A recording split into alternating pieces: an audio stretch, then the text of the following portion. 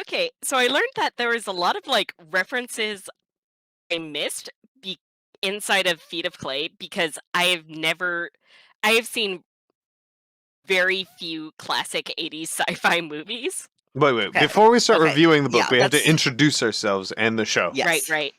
Yeah. Hello, listeners. This is Ankh-Morpork Historians Guild.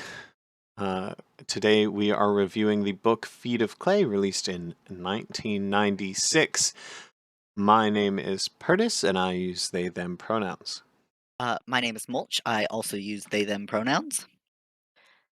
My name is Chio, and I debuted the same year as this book. I was born in 1996, and I And use she/her pronouns. a note for our listeners: we recorded this fucking episode already, and I failed to record literally any of my own fucking audio. So we're doing it again. The energy. We're dropping Yep. like deep insights into the material left and right. Like we lost a bunch of shit on your end. You were doing so good the first time we recorded this episode. Okay, so one thing I can't believe I didn't bring up last recording was the eye records the last image it sees. Oh That yeah, thing? yeah. That is a plot device I have seen before in other movies. Specifically, the one that I was thinking of was Four Flies on Grey Velvet. A of Dario Argento's Animal trilogy of classic old school giallo. You are so goddamn specific. Yeah. But keep going. What I was going to say is that there were like a ton of references in this book that I missed because instead of watching classic 80s sci-fi like Blade Runner and Terminator, I have been watching just like unbelievable quantities of obscure Italian thrillers. Yes, this is the life you are living. This is true. In case it was So not it's clear, where listener, we are all extremely autistic. oh yeah, I feel like yeah, I In feel t- like this episode specifically, like our open was very autistic. from 2021 to 2022, Gio watched like 150 or more giallo Italian Yeah. movies. I did not watch 150. I From watched something like 2021? 83. Counting 2021? Yeah, let me Yeah, you have a list. I'm sure Chio has a list. Anyway, I love lists. Yes. This book is great. This is a really, really good book, and it is going at the top of our list, even above Small Gods, and Small Gods fucks. Yes. Yeah. Um, Anyways, talking about optography, I was really interesting to see it appear in this book. Optography is a super strange idea. And like always one that's kind of excited me. And it was very weird to see it in this book, but pleasant. It's mhm. completely nonsense. I mean, of course, but like It is fun. it's so fun. Yeah.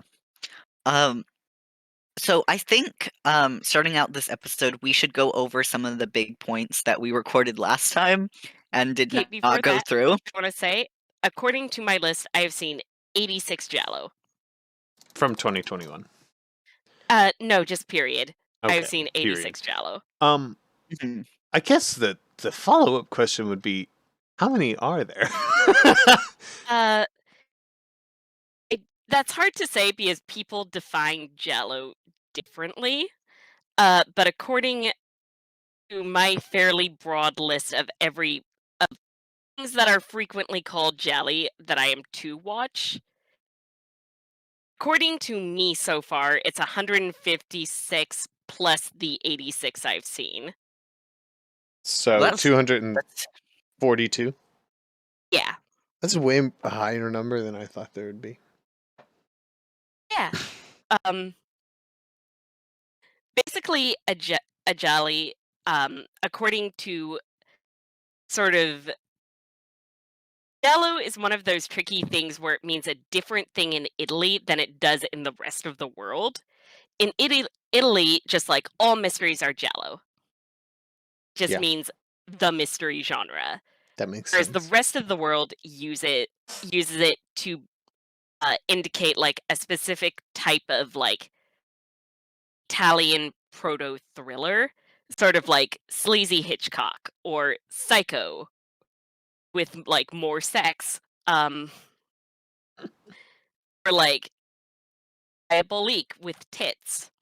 Um, so Yeah. I use a sort of combined definition where it is like an Italian suspense thriller Hmm. with like minimal, where they can include some supernatural elements. Like the most borderline case that I include is Phenomena, but generally speaking, supernatural elements should be secondary or minimal. Hmm. Hmm. Hmm. Interesting. Oh, okay. The book that we're reviewing, the But book. yeah, Yeah. yeah. Um, So I'm gonna remind us of some points that we went over that we should go over again because it was good. Um, so Vimes Rebellion and what it mirrors, Stone-based Vimes Rebellion and what it mirrors, um, is a big one. Just how Jewish this book is, and the history and demonization of golems, um, and Jorfgender. yeah, Those are some basically. big points. Those are Gender. some Yeah, those are some big points. What do we want to start with? We are going to start, dear listener. Last time we had a wonderful conversation about the history and demonization of golems, and we're going to do it fucking again. Yes. What's so interesting and exciting about framing golems as the central characters of this book, and what is so thrilling, is that there are throughout history so many poor depictions from outside of Jewish communities of golems as frightful demonic warriors, as monsters no better than, a Universal Pictures joint. Um, Yeah, which I remember was very confusing to me as a child because I was actually introduced to golems first through the like Jewish folk hero tale of like people getting together and creating themselves a defender. yes. Yeah. I think actually like I went to like this weird pagan neo-pagan elementary school that was like technically neo-pagan in the sense that the curriculums were built around neo-pagan rituals, but almost everyone there was Christian, and there was kind of this underlying cultural assumption of Christianity. There was this one uh, Jewish kid who, like, I think ended up having to leave at some point because they wouldn't. This tiny school wouldn't stop scheduling festivals directly on important Jewish holidays. Hmm. Uh, um, Anyway, I Yeah. think they did this like mini Hanukkah celebration to try and balance things out. They told the story of the golem there. Weird. Then I So remember like being really confused, seeing all of the other like depictions of golems outside of that context where they are depicted as being monstrous and like threatening. And let's be clear that in Golem stories, even in Jewish culture, there are many stories where golems run awry, where they mhm. are given an order and won't stop. Yeah, Um, which is brought up in this book as yes. yeah. And As actually in the so context of like peasant rebellions, which I found like kind of fascinating. I do want to say, so I have picked up what golems are through context clues from you guys and this book, but this is my only experience of golems in fiction. It's not. S Hold. You read the Bartimaeus trilogy. Yeah. Okay, I do not remember that well enough to remember their depiction of golems. Have you not Um, seen the Golem X Files episode? no. Good episode. Uh, Yeah. Um, I yeah, I I think I skipped a few episodes when we were watching through it as a kid. So like, what is a golem within Jewish Jewish uh story and culture? So a golem is a clay creature animated usually by a rabbi and often in connection with protecting from an outside force or saving from a terrible situation. Mhm. Like critically, they are um, like made in times of desperation quite frequently. Yeah, Um, and interesting. and they are they're like I don't know, a fascinating metaphor almost for everything. And there are a lot of stories that include golems Mhm. littered throughout essentially all all of the past 2,000 years. Yeah. Um, I think the it one is I not a new heard story. in elementary school was like about a Jewish community that was being menaced by like an invading army. So the wise men got together and built a clay defender. Yep. Mhm. Uh, Yeah, that's kind of the generic one that gets Yeah. told a lot. Here's what's really important to understand, and this gets brought up in this book too. Golems are usually animated by words in their head. Mhm. Now, that's what the sentence in here is, and a lot of the times it's very vague, but most frequently the Shem is used. Shem is a name like a name of God.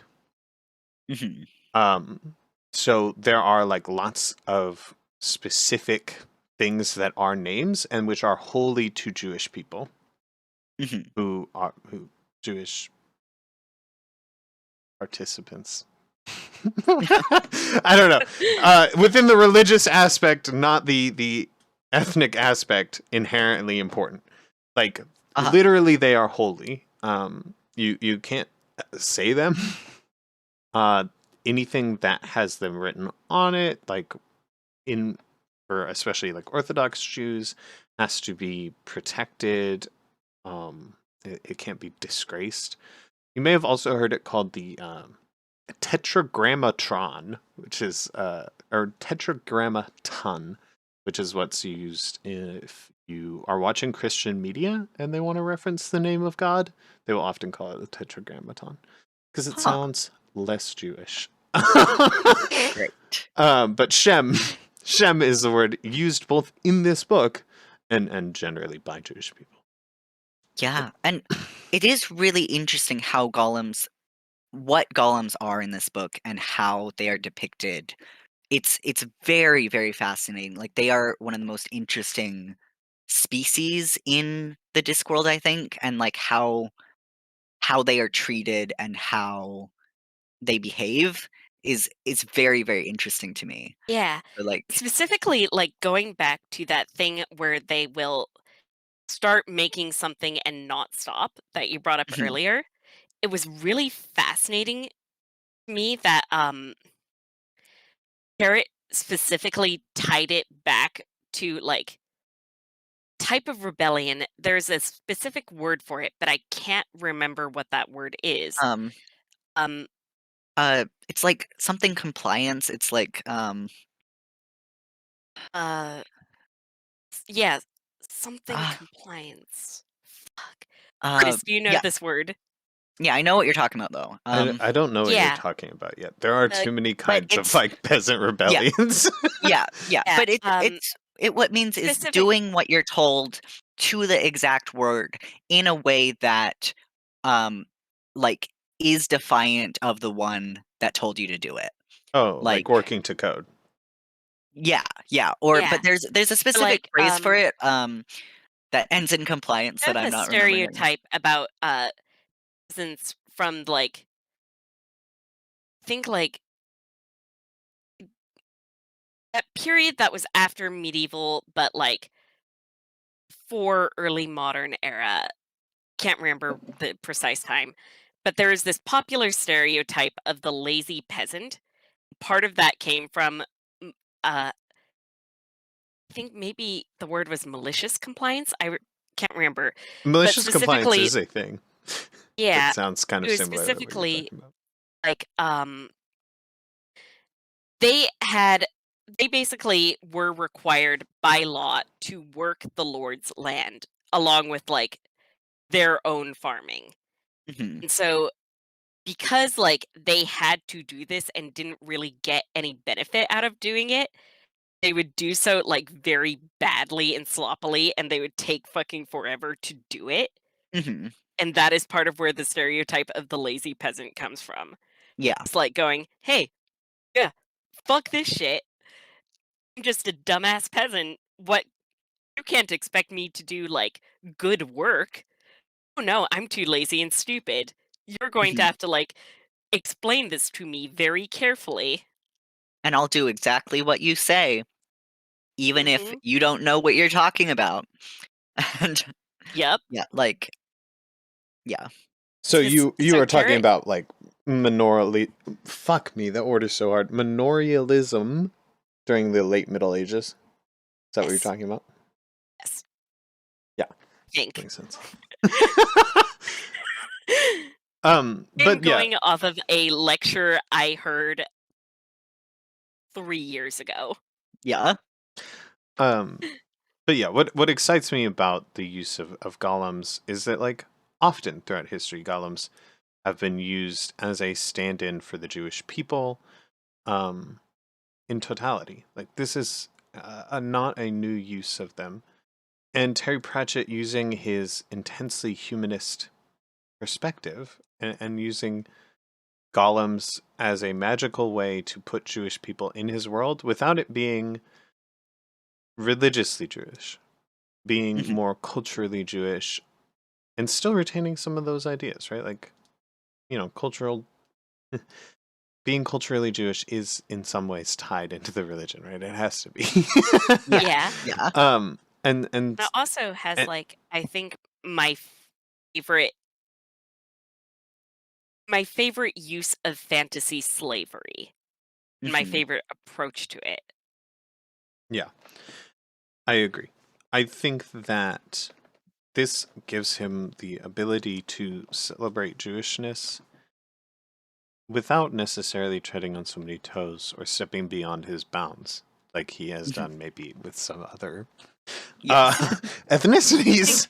No, Um, he does a yeah, really good job with this one. He does. Like specifically tying the strong cultural animosity and fear of Gollins to an underlying sense of like guilt or yes. the need to like dehumanize golems with like the underlying jittering fear of, oh god, if they really do think and feel things, then what we are doing is monstrous and we deserve the worst that they can do to us. And so Mhm. we cannot afford to see them as people. Mhm. This to me, this book, like, I think captures that better than nearly any other piece of fantasy I've read. Yeah. it, I and cannot claim to be a fantasy expert. yeah, I mean, it also just generally gets to play with the idea of who is human and who is not. Like, how do we define it? What do we do with that? And he has been approaching this idea in a lot of his other books through the use of monsters, more traditional monsters like werewolves and vampires. Um, he had started to approach those ideas, and he Mhm. works through them in this too. I think that using the golem, though, is something that is often called a monster by people outside of it, but which is, to some extent, a fundamentally kind and not dangerous soul. Yeah, which is a kind of a fundamentally um,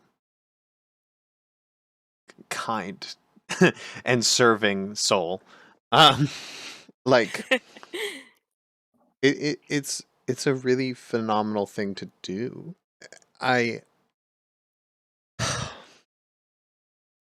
I think that this is also one of those times where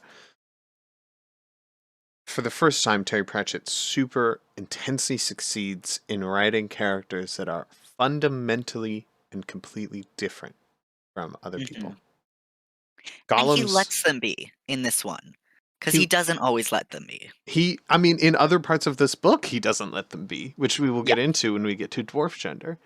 But Yeah. in this, he Yeah. does, and for me, early in my life, reading this book was incredibly important. And reading the other Gollum books, Mr. Pump in Going Postal is beloved by me in every way, as is every other Mhm. Gollum in that book. Yeah. Um, I associate Mr. Pump with you more than I associate like any character in Discworld with any single person. Mhm. yeah. Yeah. That's very, very funny. Um, and yeah. So, and I think anyways, all of this is to say that this book also just lets the Golems be very, culturally Jewish. He's not afraid to say that they're Jewish, which I think a lot of people, a lot of Mhm. fantasy writers especially, will put golems in their work and take them away from Jewishness. Looking at you, fucking D&D, Uh-huh.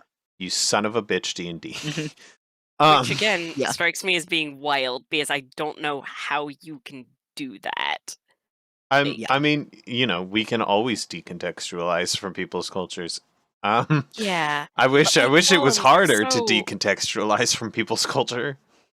Mhm. I know it's true, but at the same time and like I've read stuff where golems are in there and like disconnected from Jewishness, but that strikes me as being such a wild thing to do when they are so like So Jewish. so yeah, like I think it's possible to do this, and this is just I guess still part of history of golems. I think it's possible to do this because golems are such an old idea that they have impacted many future ideas. And so if you Mhm. just take those futures ideas and undo them, uh and put them back on the original, it works. So if you start to think of a golem as just being a robot, well, that's not very hard to do. Robots and the word itself, robot, is based off of, a Czech writer who'd heard the idea of a golem and just turned it into something else.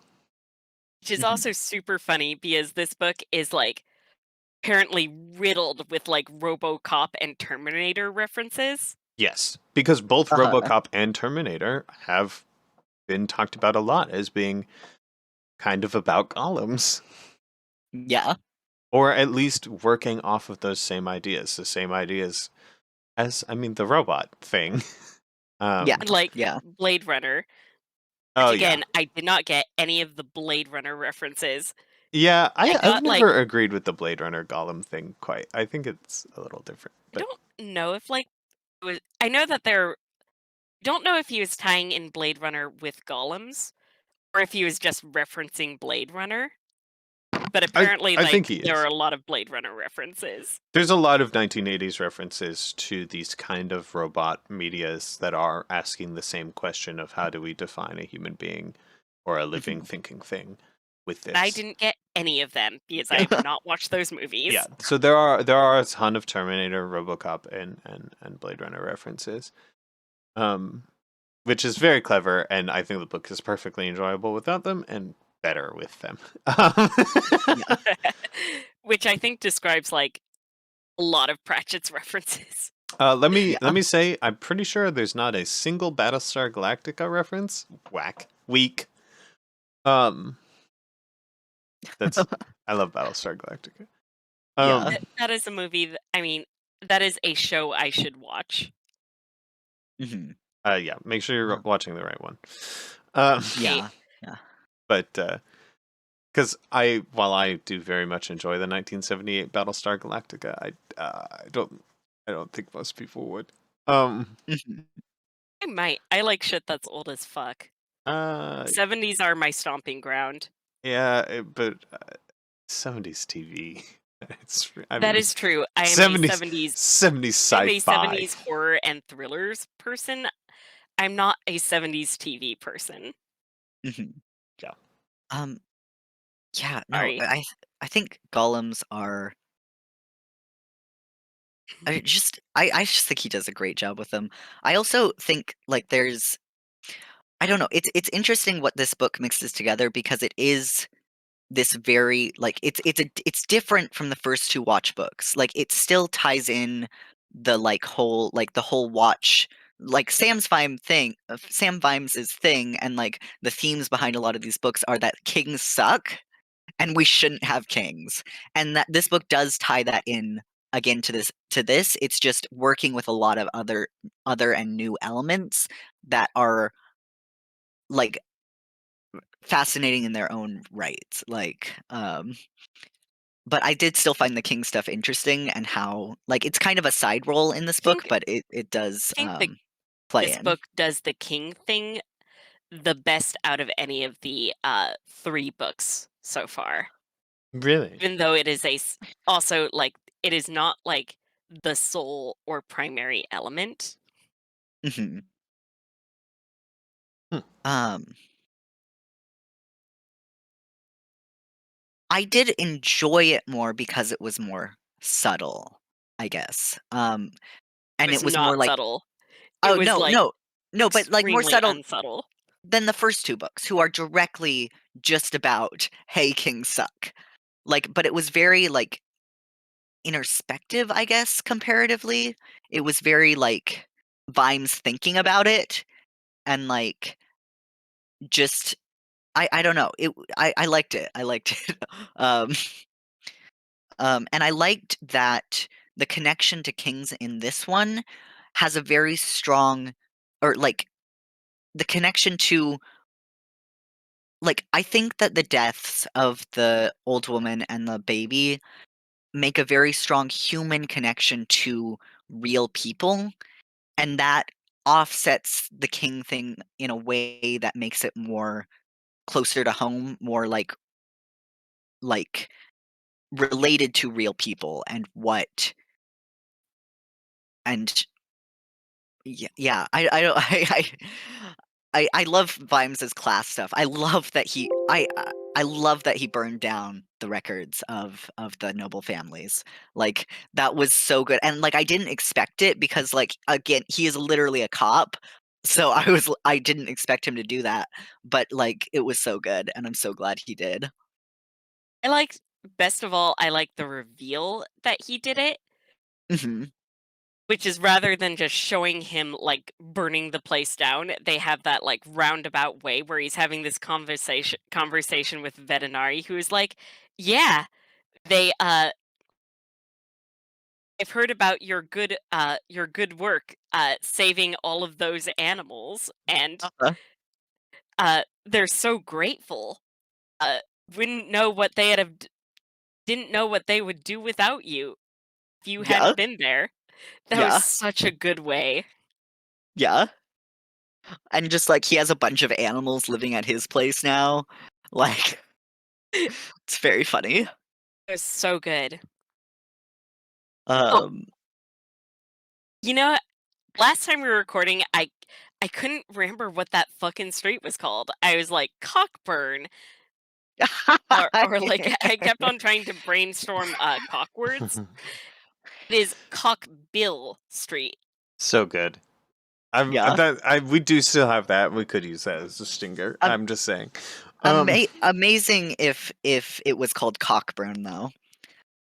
Yeah, I I was like, It could be that, but that doesn't sound quite right to me." yeah. In a Um, way, I think this is the last book in the first part of the Discworld City Watch, series, mhm. because the first section I think of as being, God, what's the name of the first book? What the fuck? Guards. Guards, Men at Arms, and then Feet of Clay, is they're all are very focused on they're very, anti-royalty, very anti-king, Mhm. and they're also very focused on the city and how cities work. Yeah, Um, yeah. and No, then and the next book, Jingo, is a radical departure from that. yeah. Well, I mean, it's still about I mean, I think it still has strong elements, especially in the first part of Jingo, of how cities work and how they can be dangerous. Yeah. Um, How cities work is kind of a running theme throughout much yeah, of the City Watch books. yeah, Um, but Jingo doesn't take place fully in Ankh-Morpork, just like the first like half of it or something. Um, and then the fifth elephant barely takes place in Ankh-Morpork at all. yeah, yeah. Yeah. Um, We'll start working on city books. Also, we'll start coming up with like Hogfather. Like he finds other ways to access this, which I felt he struggled in the first half of these Yeah. books. It's like Yeah. right, we get the advancement of the like Industrial Revolution books, with Yeah, going the postal, Industrial raising Revolution stream, books, beginning with, like, the the truth. truth, are all very focused on cities, Yeah, mhm. except for Monstrous Regiment, I don't which think it's an I Industrial Revolution book. I think this is. according to Wikipedia, it is, but I don't think it I should mean, be. what do you Yeah. mean I think according? that is It's yeah, bullshit. it's a total decision. You get to know. Like it's don't worry. Yeah, There's no cop for yeah. this. I think of Monstrous Regiment as a standalone book. I I don't think of it think as Mhm. being a standalone book, too. I don't think it's connected to anything else to me. Yeah, I yeah, think Unseen Academicals is also very city. yeah. Yeah, Um, I would. yeah, and yeah. Um, Anyways, we have to talk about real quick? So while we're talking about kings, we should talk about Sam Vimes' Glorious Revolution and Oliver Cromwell. yeah, Yes. yeah. So throughout this book, Vimes, as always, he gets referenced this old stone-faced Vimes who sliced the head off uh, of one of the former kings. Mhm. Um, and they reference two major things in this book. And one of the things we talked about last time, which we should talk about again, is that Terry Pratchett has this inherent problem where he understands that revolution is often necessary and good, but he's fundamentally afraid of it. So Mhm. first, he references almost directly, like he says, Stoneface is the leader of the City Watch in 1688, which is a very, very funny and direct way to reference what is known as the Glorious Revolution, um, which is a whole sequence of events that It is very It is very British, very complicated, and very deeply connected to weird British religious schism stuff. well, everything in this book is because he is referencing early history, and we'll get into that with Cromwell.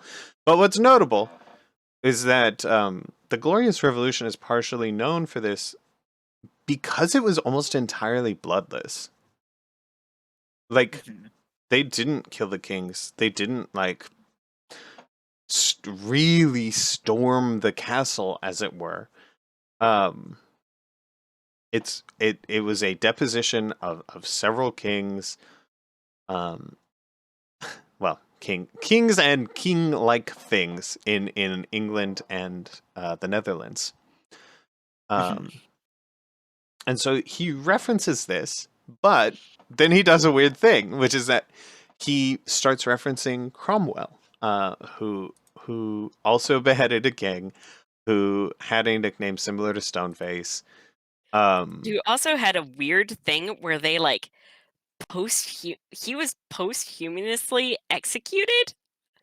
Like he died of natural causes, and then they went back and like fucked up his corpse. Well, yeah. So Oliver Cromwell is an incredibly controversial figure. Let's start there. Mhm. He's a widely controversial figure, and almost anything not purely factual said about this man could be debated. Um, some purely factual things that get him quite upset is that he did lead an extensive military campaign into Scotland, which would start, you know, Stuff. hopefully, it's been 250 years of pretty bad stuff. Um, it's been pretty bad, and that was Cromwell. But he's most likely referenced in this book because many people consider him to have significantly increased religious freedom of anybody who was not Catholic um, throughout the British Isles. Uh-huh. And this is hugely important because Jewish people during this period were re- it was bad, y'all. It was really bad. Most of Yes. history bad for Jewish people, but this era in Western Europe especially was very, very difficult. France was completely unwelcome to Jewish people. Spain was actively hunting Jewish people. Mhm. Yes. And similar There's an sentiments alarming thing where were you going on can look throughout at a Western bunch of, Europe. like, Spanish town names and or sometime in, like, 2020, somebody will be like, "Oh, yeah, they're changing this town name from, like, kill all Jews." And then you look into the history of it, and it used to be, like, a Jewish settlement, and then the expulsion of the Jews happened. And, like Yeah. Yeah. yeah, sorry for that non sequitur, sort of. No, it's interesting. It is interesting. It's bad. The the expulsion of Jews from Spain is really extremely notable, and I feel that lots of people don't know about it. So if you, listener, are thinking, "Wow, I've never heard about the 200 years where Spain was hunting down Jewish people," now's your chance. I It think it it was tied into, really, like really bad. I think it tied into the Inquisition. I'm not sure. It was one of the Vatican councils, I believe, or something. It tied into a lot of stuff. This was a period Spain was on some fuck shit during this period. during every Yeah. period. This was a period where Spain was exquisitely Catholic. Yeah. I used to And know someone who, yeah, or sorry. I used to know someone whose family was politically exiled from Spain. I yes, don't know why. I don't know why, but they I always wondered. it happened a lot. It wasn't until like 1900 or some shit like that that you could like be Spanish and Jewish, Uh-huh. or Yeah. It's also worth or noting rather that, like, migrate to Spain and be Jewish. uh, Mhm. Frank Spain did have, like, a dictatorship very, very recently where a lot of people were politically exiled from Spain. Yeah, it Uh, was a very recent Franco. thing. It was for Oh them. yeah, Yeah. then we know what it is. Um, Yeah. Spain not Fun having a good fact, time. my, realm of knowledge is so narrow and so specific that nearly everything I know about Franco comes from knowing about the history of exploitation films. Mhm. That's funny. That's Je- not something I'm proud of, Jesus but it is Christ. a fact. Okay, we have to stay on topic, y'all. We have to. Yeah, Yeah, yeah. sorry, We have sorry. to. Um. So yeah, so that's why he's referencing Cromwell. He's referencing Stoneface replacing kings and in the same way that Cromwell is, and like allowing a in some ways more free society. Cromwell and incredibly again, I cannot express. I didn't really express this deep enough in the last recording, and in retrospect I should have more. Cromwell an incredibly controversial figure, but in Yeah. many ways he led to the granting of more religious freedom for Actually, many types of people as long as you were not Catholic. I could be Yeah. misremembering this, but wasn't he, like, posthumously executed multiple times? I Like, I not don't just once? I don't know about posthumous execution. The words posthumous execution are kind of uh insane. Um Yes. That's why I remember it so well, like, the fact that he died of natural causes, and then they went back and, like, did a ceremonial execution of him? okay, here we go. His head, when Charles II returned to the throne, after which Cromwell's body was removed from its resting place in Westminster Abbey and displayed at Tyburn. His head was placed on a spike outside the Tower of London, where it remained for 30 years until reburied at Sydney, Sussex, Sussex College, Cambridge. Wild. Um, yeah, I always find it really interesting how they portray like Stoneface's rebellion in the book, just because because you're seeing it through Vimes' head, which is which feels like Vimes is the only sane person in the world. Honestly, because like Vimes constantly tries to bring up the fact that the king that Stoneface executed was like torturing people in his he was doing like He was horrific strongly things. implied to be a sexual predator who preyed on children. Yeah, yeah. I can't And remember whether that was this book or the yeah, I I don't think think that that that was came up a in this book, but in Men in Arms, it came up yeah, it that did he, in Men at Arms. And Vimes always is cut off when he starts saying the things that the king did, and people are just like, yeah, but he was a king, so Stoneface was the asshole in this situation. you Um, say that th- sounds crazy, except that is actually how people talk about monarchy, yeah, especially in, yeah. like, I was about if to you say, bring like, up the right now. Romanovs. Right now, we still talk about monarchy like that. Oh Like, God. one Like, one major of these guys example is a sexual predator. Um, yeah, Mhm. and like, if you talk about the Romanovs, bring up the Romanovs, like, people gloss over the, like, truly heinous shit that, like, royalty do all the time. yeah, Oh yeah, yeah. yeah. Um, and I'm sure it's worse in Britain. I mean, Britain Uh, is complicated. do you understand how crazy the British monarchy is, right? Did you know that the British monarchy is the only monarchy left on the planet that still does a religious coronation? huh. Do you I did not understand? know that. Do you know that the British monarch is also the head of the Church of England? Did you know that? How very nostalgic. A very old school. Yeah.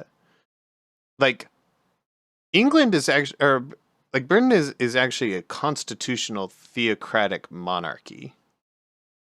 And Mhm. That is a terrible series of words. I'm sure there's Like, some fucking Brit who's about to get in these fucking comments and come at me or whatever. Shut the fuck up. It's a constitutional theocratic monarchy. You cannot have your monarch be the head of the Church of England with real sway over religious law and not be a theocratic monarchy, even a constitutional one. Yeah. The levels that they are is pretty fucking crazy. Amber Yeah. and like British people are weird about it. Like it is one of the things that British people are weirdest. Well, British people are weird about a lot of things, but like I back when in the battle days, bad Yale days when I was on Twitter, I remember seeing a tweet that was simply you cannot be both a monarchist and a socialist. I was like, why would you even bother saying that? That is the most obvious shit in the world. Only to click on it and see the comments full of British people arguing with this British guy. Yeah. For saying that you cannot be both a monarchist and a socialist. Twitter's That a was bad place. a truly fascinating insight into the British mind. Yeah. Mhm. The British monarchy still holds majority uh, acceptance. The majority within Britain, right? Like People are saying that might change simply because people do not fucking like this new guy. For like Mhm. a lot of reasons. he is still sitting at around 60 to 70% approval, So what the Mhm. fuck? That's which insane. is the same as the throne. Is there are people who are loyalists. They do not care who is really on the throne. They only care for the throne. Yeah. Young Yeah. people have a lower percentage, but that lower percentage is still almost certainly above 33%, Wow. which is huge. That is That's the fucking that is how many gigantic. people that is um that is the average presidential approval rating, isn't it? It's something around there. Yes. Yeah. Like the lowest we go, like the lowest British people tend to go for the monarchy is our average fucking approval rating. Yeah. For anything, essentially. So, um, Yeah. they're really fucked. And that is how they talk about kings. And I think that is why this is so clearly reflected in Terry Pratchett's work. Yeah. This idea that, like, yeah, actually he is the only fucking sane guy who Yeah. who really looks at the king as something other than a king, as a man, Yeah. Yeah. and makes a judgment. Like, exactly what I was saying. There are lots of people who are loyalists who only care for the throne, not the man on the throne. And Yeah. that's kind of the argument we see happen over and over again in Terry Pratchett books. Is like a lot of people looking at characters and seeing only the throne, whereas Vimes himself will always see the man.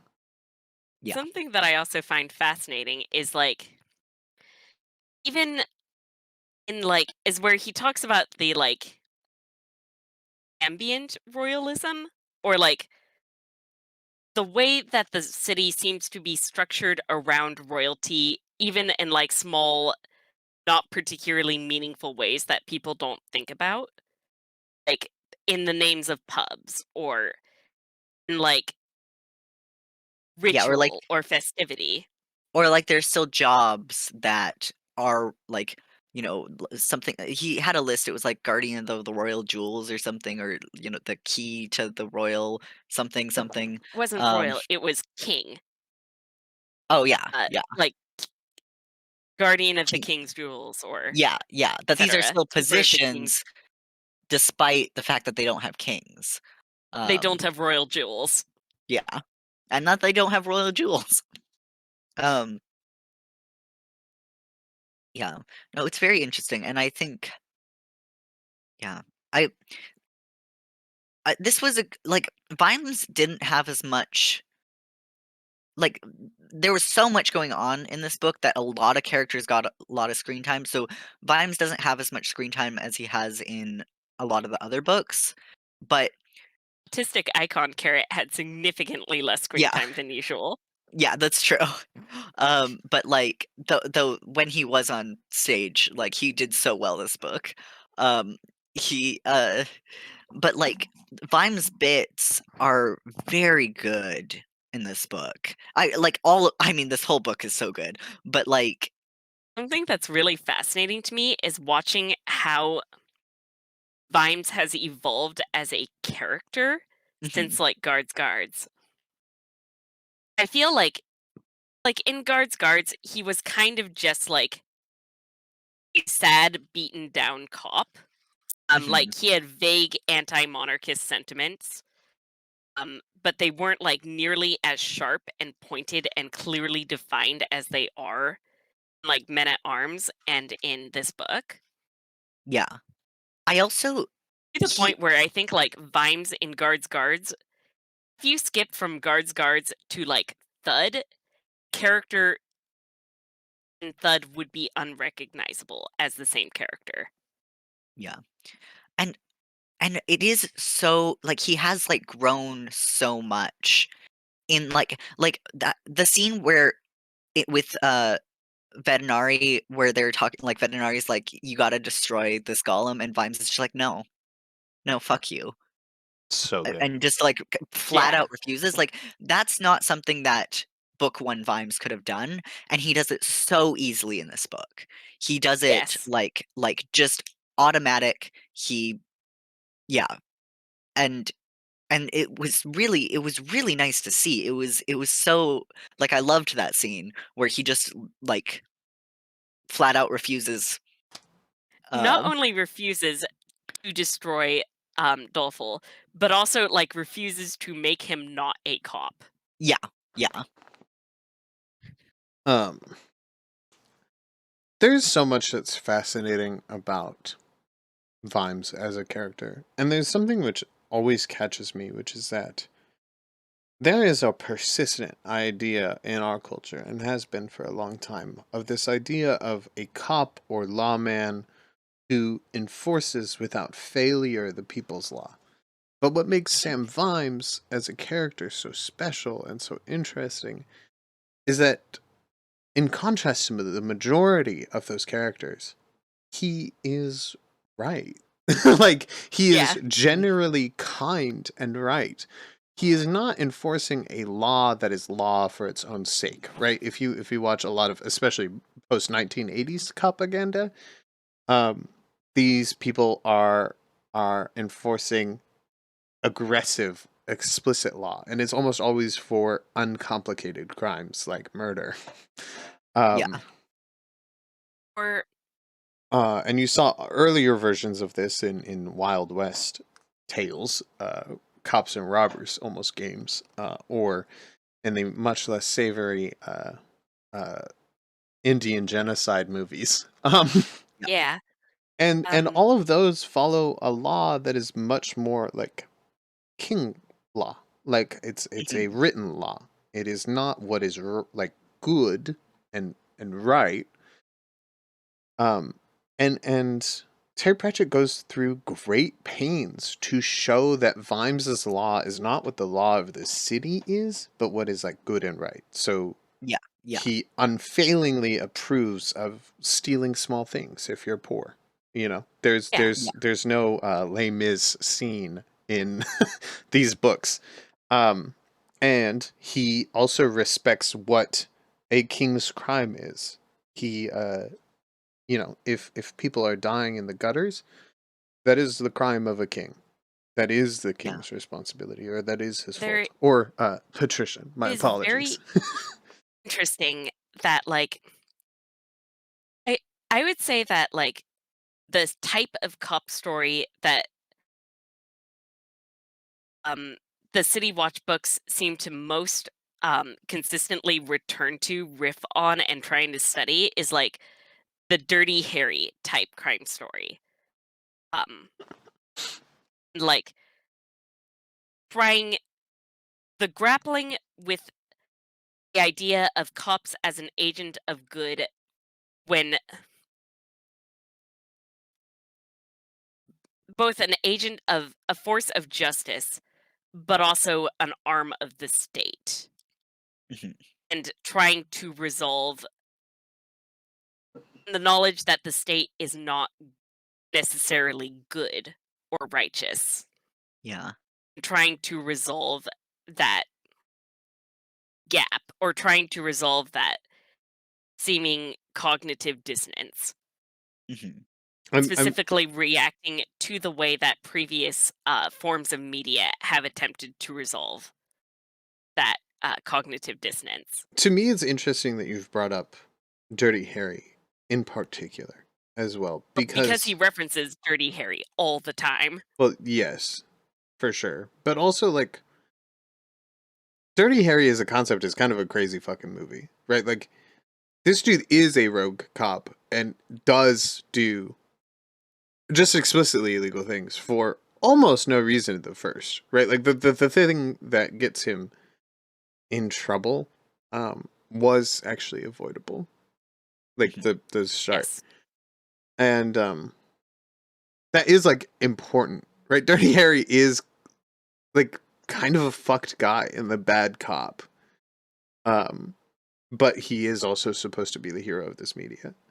And like I agree that there are a lot of parallels and he's trying to take this down and take it apart.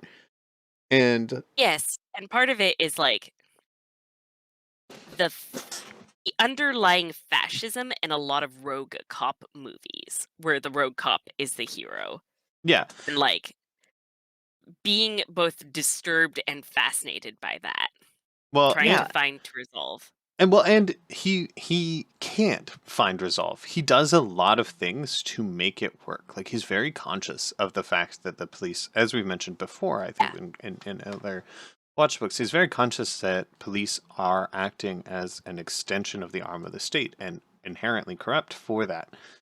And so he wrote a book where the police station is almost entirely self-funded by like this single guy who also has somehow state approval, but which cannot inherently be controlled by the state. But also, Vetinari is so good at playing this game that he like is part of the state, and also he just gets accepted as the people's law, and they essentially stop using books to do it. But Mhm. he also fundamentally disagrees with the city law, but still Yeah. follows it. Like everything Yes, about the it Watch is a and Vimes is an insane contradiction, all in the pursuit which of he is never solving. able to resolve. Yeah, He's yeah, and it's um, all in the pursuit of trying to resolve this inherent problem that exists with cops. Yeah, it yeah. always it And has always fascinated me the extent to which he is willing to just like front approach in text the fact that the city watch is an arm of the state and will always be an arm of the state no matter what, just by in inherent nature of what it is. mhm, And the fact that Vimes many points there is directly stated like, yeah, Vimes and Vetinari are tied together. yeah. Yes. And, And like, it is really interesting to read a cop story from this perspective of Vimes, who is just such a deeply, um like, he cares a lot about people. Like, he just does care a lot about people, and that's kind of and I wanna say, like, humanistic, but, like, this book is all about Vimes having to accept that, or, like, the series, like, doesn't lend itself to that word, but he cares about people, and he cares about he is what makes the police force less messed up than it could be, even though there's no way to really resolve what they are, and, like particularly speaking of Law and Order, I was like kind of fascinated by the references to the war of drugs, which had just like relatively recently kicked off. yeah. I mean, relatively recently is an interesting way to put it, but um, I mean, it had been going on for 25 years. It had been going, most of his life at that point. Um, Yeah. Okay, I guess. Yeah. um, I know it's been ever present for us. What's that Mhm, going to fucking say? Oh, something which I think really works for this and makes Vimes such a fascinating contrast, which we haven't really talked about, is that fundamentally Vimes is humble. He is not truly prideful most mhm, of the time. There are rare moments where he gives in to these base desires, but it's also like explicitly shown that he is losing himself and he is losing who he wants to be whenever he mhm. slips into those. He consistently does not allow himself to kill somebody because he is not prideful enough to take that law. Yeah. He he balances this idea that he knows what is just and what is right inherently, and he is not prideful enough to furiously arrest and kill for no reason. Um, Mhm. which is very, very rare, especially in like post 1965 cop dramas. Mhm. It brings so much to his character, and it's something that's really hard to do. I Yeah. can sometimes tell for him, because it is true that inherently a little bit imagining that you know something as being faultless and true in this world is a prideful act, Mhm. right? Like Yes. inherently, Granny Weatherwax has to be prideful. To believe that you know so much about this world is to be prideful. Mhm. It also like ties in very directly with Carrot, Yes. where like weird way that Carrot is written so like the fact that he is good is frequently shown as being kind of frightening. Yeah. The fact that he is this like most unconscious certainty of justice, Yeah. the ability is Carrot does kill. Carrot kills like relatively frequently compared to other members of the Watch. Mhm, He definitely uses by far the most consistently violent methods of any of the cops as well, mhm. except for potentially the troll. Yeah, Uh, detritus. well, literally any troll that appears in this book or every book, Mhm. essentially. Yeah. Um, Um, and that's Then different. again, They are like literally detritus made of doesn't. rocks. It's also worth noting that like I actually don't see detritus kill people very often. yeah, you see him Yes, very willing to, very willing Yes, but to, like, and also he does beat the shit out of people yeah, explicitly yes, in this book. but like, but again, like the thing about Carrot is he doesn't beat people up. He is going to use extreme force. Is almost always lethal. Yes, and yeah, and in other terms of force, though, he does threaten people a lot, and he does pull his Yes, sword more than literally all of the other characters. it's so funny. yes, Pull any And other weapon in all of the books. I think. I think Carrot is by and far the most armed character. yeah, yes, which is so interesting that he is the most liked character by everybody in the city, and you know, and so he kind of gets away with it, Well, just by who what he is. yeah, and exactly, and this ties back into mulch what we had a little conversation about, which is the act of being able to write primal forces moving through the world. Hmm. And Carrot gets to do all these things, and it is viewed differently by both the reader and the existence of this city because he is a primal force. He is king. He is Hmm. storybook. He maintains a identity in that metatextually that Vimes does not have access to, and thus Hmm. cannot do the same things. Which is like Yeah, it's a fascinating way to draw that delineation, and it's something that's, I believe, true for readers even if they are not carefully analyzing this text. Like, you yeah, just will feel differently about Carrot doing something than you would Vimes. And that is because of Pratchett's incredible ability to create people who are primal forces and to explain to the reader inherently which is which and how. yeah. yeah. Another fascinating thing about the way that Carrot is written as a primal force and the way his kingliness is written, that is also written as something that is dangerous and should not be trusted. Like, specifically, Carrot does not trust his himself as a primal force. Like, Well, and like as a king, like, and you just have this feeling that things would go like he is a good person, and that is like he's presented as a good person, but that things would go very badly if he were to become king. Like Well, there's like a sense of foreboding in that.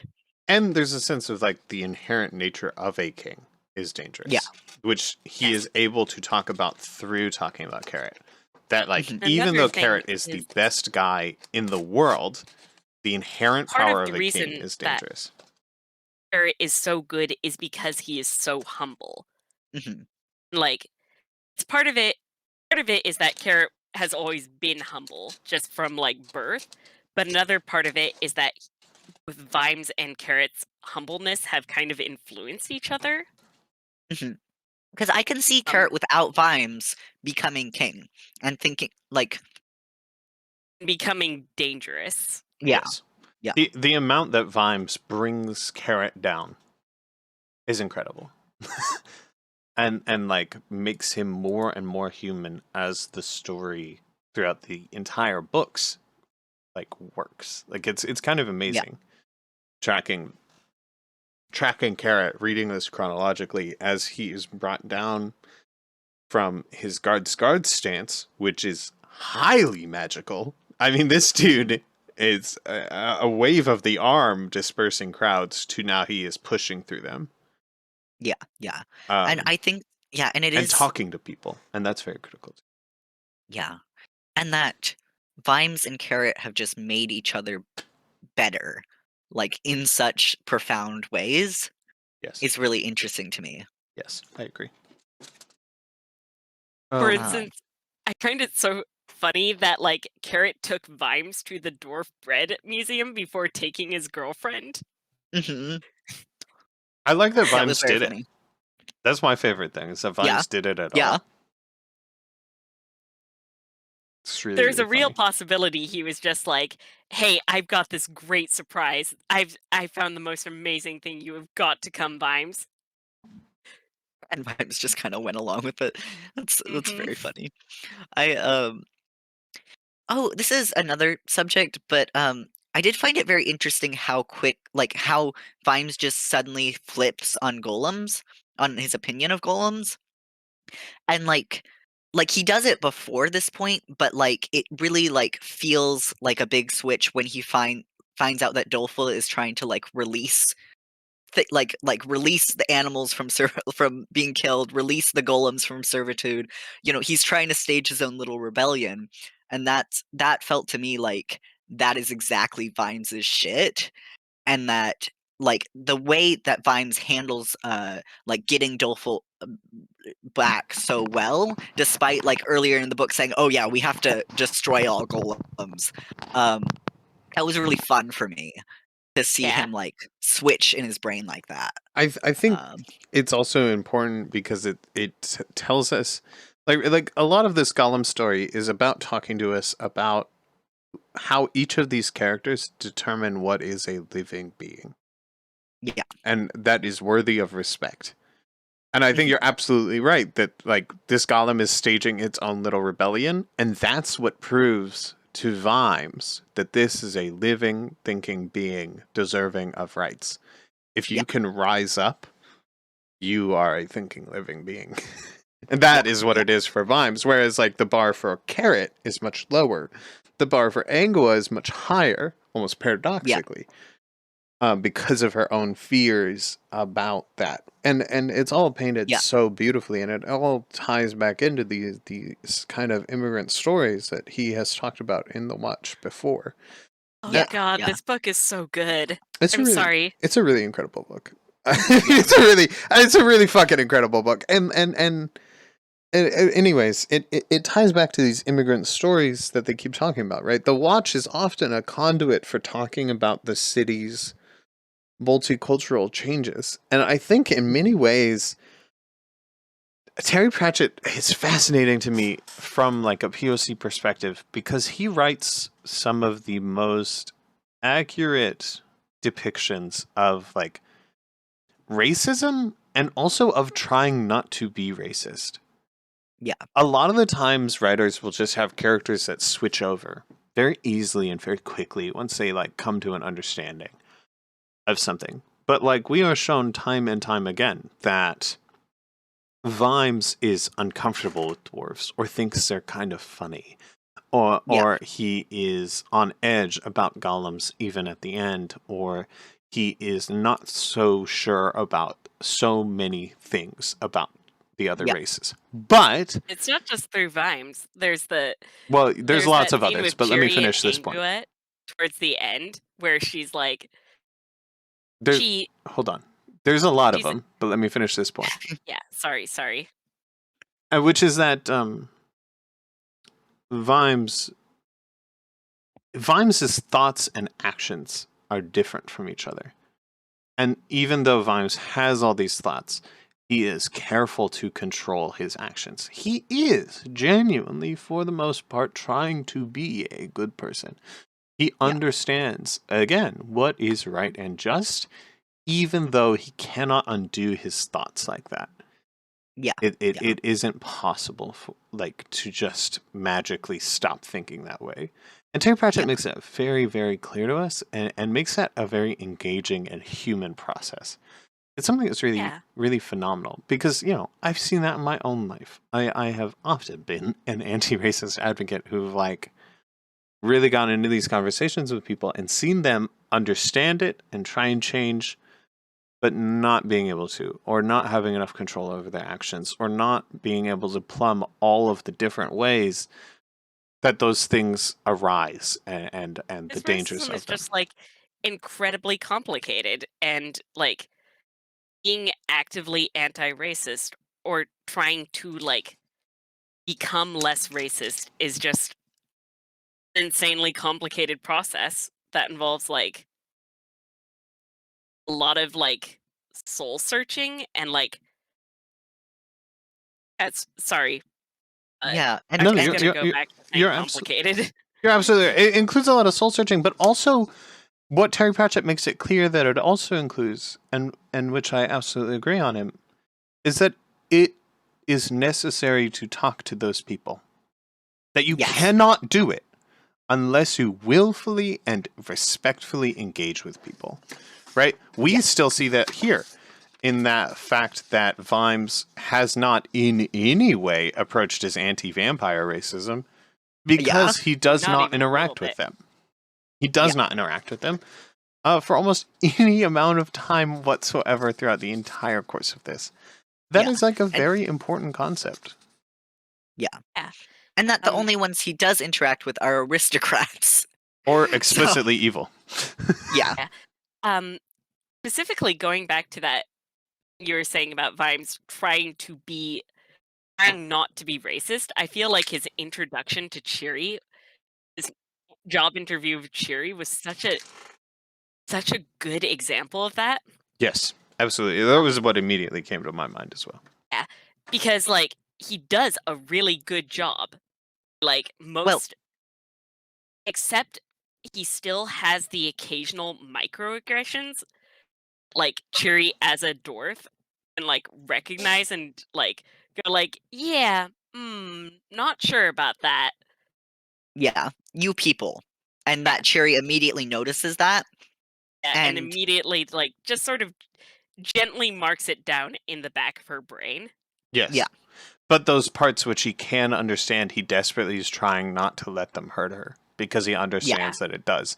And we get to watch that tension which has existed in I mean every POC person's mind and also other oppressed classes. If you're queer, you're going to have invisibly queer, you're going to have the same kind of reaction where you're waiting for the joke to be made, for the fucking Yeah, sentence to be said, for that waiting for fucking the other bullshit shoe to drop. to come up. mhm, Especially, yeah, if you are somebody like, my name, my name is not the name of a person of color, my original name, but it is a name that is mhm, hard to pronounce.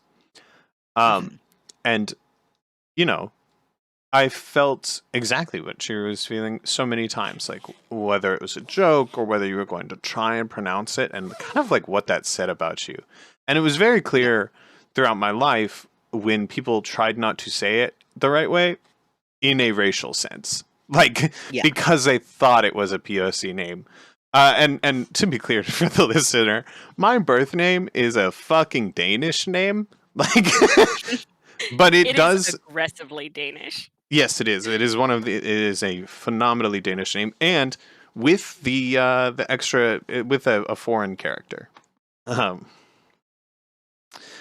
so I have taken a lot of shit from my name, and I felt the exact same way, and I was shocked at how well Terry Pratchett both understood that mhm, and displayed it, and how well he showed that this character really was trying very hard not to let his internal thought and his internal prejudice harm this person. yeah. He No, it was wants very to. nice. He wants to. But he's not all the way there yet. And that is very Mhm, truthful. Yeah. yeah, And it is very and loving to present it that way. yeah, it was very well done. I also liked Cherry's like gentle inquiry about Vimes to Angua, like that, I trying love that like detail. yeah, yeah, that little detail of like testing the waters of like, is this guy gonna be a problem? Um, and Angua being like, he'll, he's all right, like Like, yeah, he tries. yeah, yeah, um, Yeah. yeah, I think it's really fascinating. I think his writing is, I mean, just brilliant on this point. ah, In this one, and it's something that would be so easy for him to stumble with, right? Like if we had come yep, in here and we had said, Terry Pratchett absolutely fucked his depiction of racism. It's so base and lame and weak. You know, we've said that before. We will Yeah. likely say it again. Um, but in this way, Likely, he gets it hopefully right. less from here on out. It's true Yeah. that it will happen less. Yeah. Y'all, I'm so fucking glad to be in the second half of these fucking books. Yeah. I can't Holy believe that we're shit. only 2 years away from interesting times. I'm going to shoot myself in the head, but keep going. um, yeah. No, this is a great book, and he did so well in this book. Like he just doesn't stumble, which he has in so many other books. Yeah.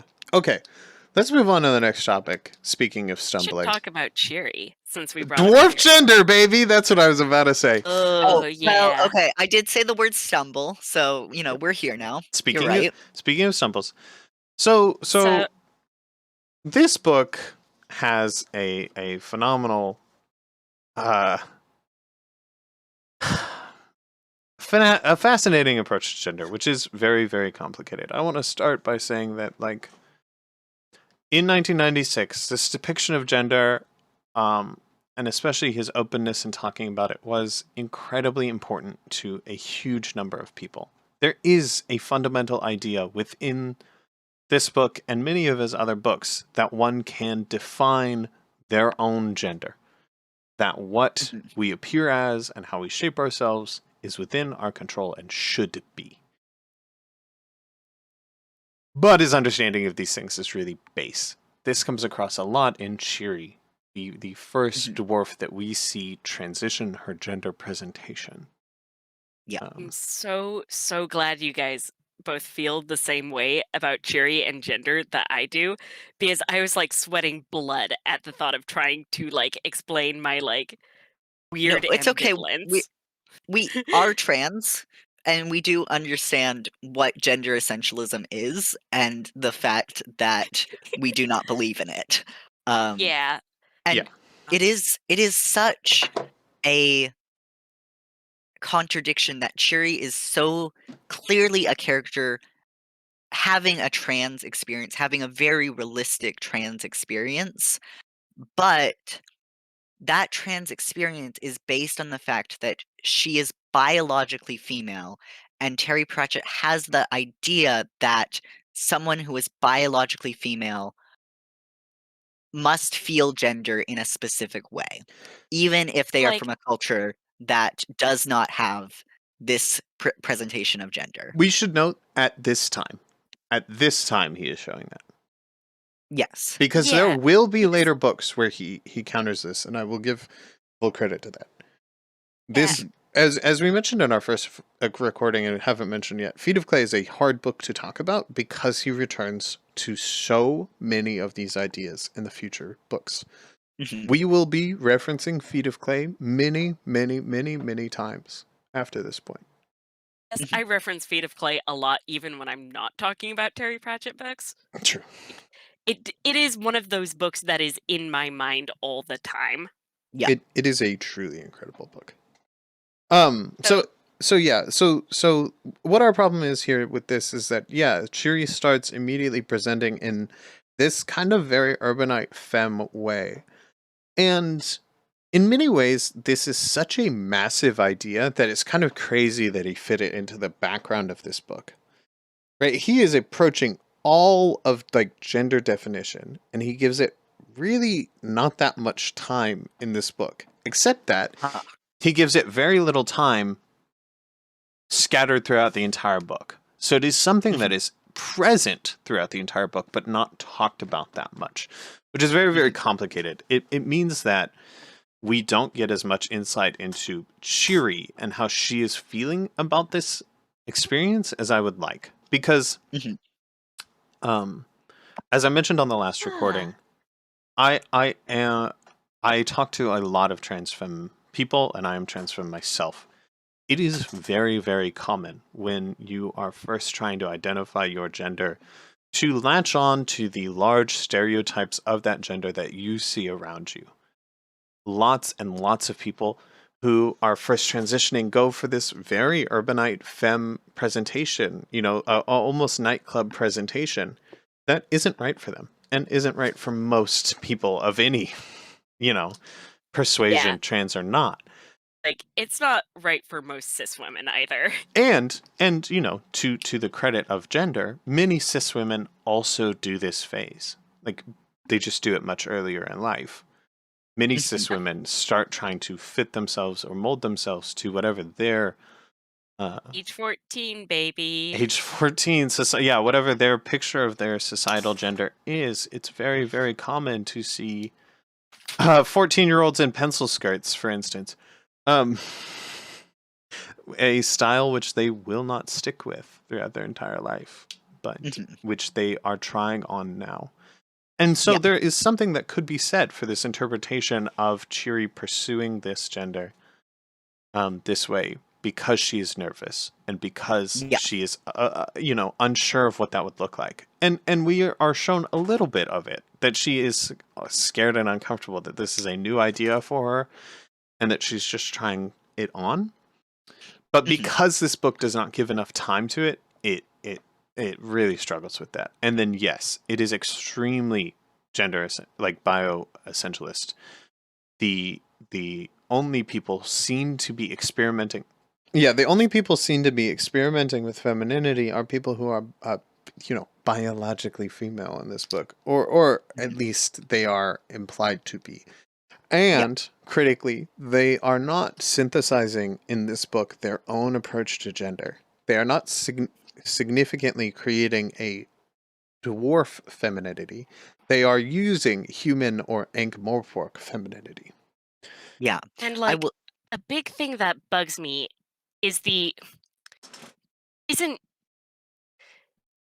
it's the underlying idea he continuously presents that, like, this is the right way to be female, and this is the way to be female that people who are biologically female, regardless of culture, will naturally gravitate towards. Well, I just think The that human Ankh-Morpork femaleness.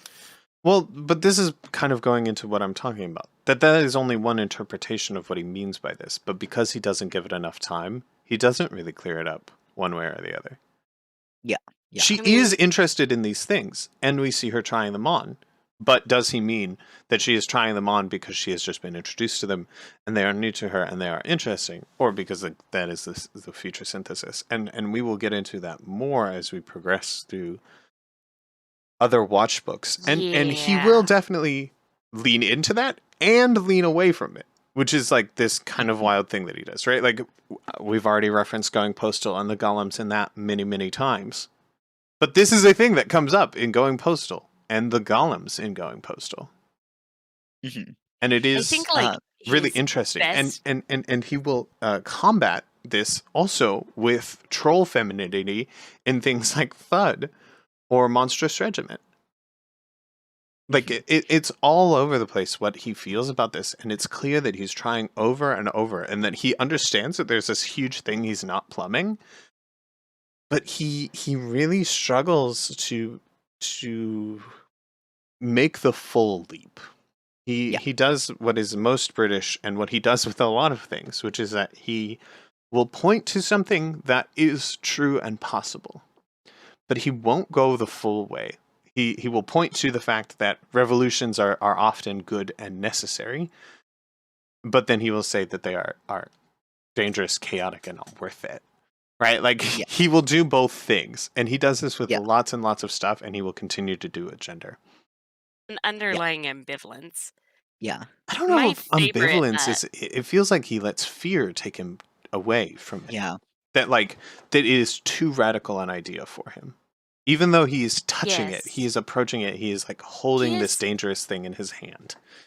He has a strong distrust of radicalism of any kind. Yeah. I will say, I think my favorite depiction of dwarf gender is definitely in Unseen Academicals. I knew you were gonna say that. I knew, because it's mine too. It's mine too. Also because I bring it up a lot. To me, like, Unseen Academicals and the way that those characters are written, to me, that is, like, the one where I'm like, "Yes, this is my favorite depiction of queerness in Terry Pratchett novels." And that makes Yeah. sense This is the because one. it is his last depiction, essentially. Well, not sort of, like, It Raising Steam has dwarf gender shit that I fucking hate. oh, yeah, Raising Steam is a complicated book that we will get to, y'all. Yeah, but, like, Oh, Raising to Steam. me, he, like, nails queerness in a way that it's definitely got a, "Oh, Terry Pratchett has queer friends." Like, Terry Pratchett knows some fucking queer people to be able to get this Which it which down it so which precisely.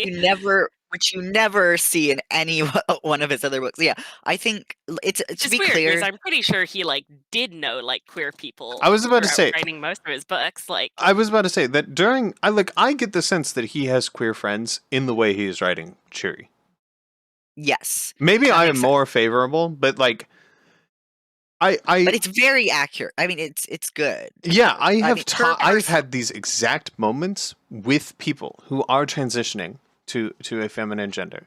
The fear of putting nail polish on and having someone talk to you about it and like being not sure if it is for you or isn't and whether it's right, but it is nice to feel feminine regardless. Like I have had this moment yeah, recently. I almost monthly. yeah. Like it's clear to me in his writing of this that he has these friends. He has queer friends and he knows queerness, but he just can't take it all the way. Like he's yeah, just too yeah, scared. And he won't make it a focus, like a primary focus of one of his books until fucking like Monstrous Regiment. And yeah. like Yeah. it feels like that is because he is afraid of it. It feels like Uh, that is because he cannot make that leap. that Monstrous Regiment episode is going to be a fucking nightmare. It is going to be an extremely contentious episode. Yes, because it is It a may book end that the is very podcast, important to boys. Purtis. It is a book that is very important to uh, it is a book that is very important to Purtis and a book that I did not like when I read it. I'm interested for you to reread it. And I have I am interested in rereading it, and who knows, you might be able to make me like it, but I It, don't fucking uh, know. it uh, yeah. I'm very interested to read this. It it it also does this British thing where it motions explicitly to something, but it can't call that something this thing, even though it is. Yeah, yeah. And we will argue about it. And I will say, hopefully you will. I mean, hopefully you'll basically like it more.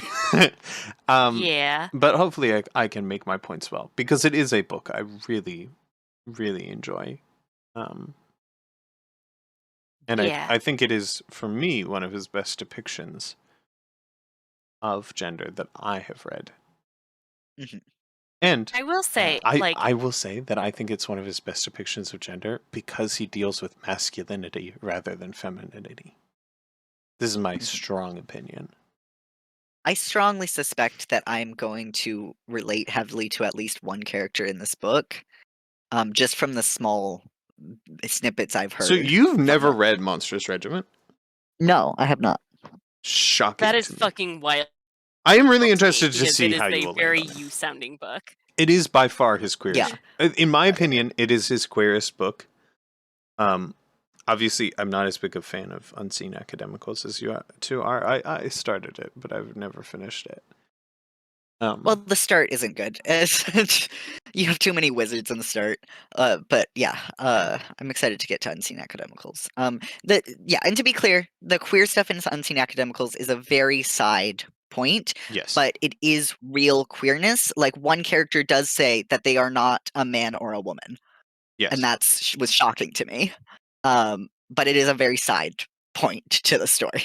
yes. Um, so It is it is a deeply queer it is a deeply queer depiction, or at least one that resonates strongly with me, is it is both one that combines a love of, like, culture and aesthetics and beauty, but also one that where you can tell that the characters have had to fight.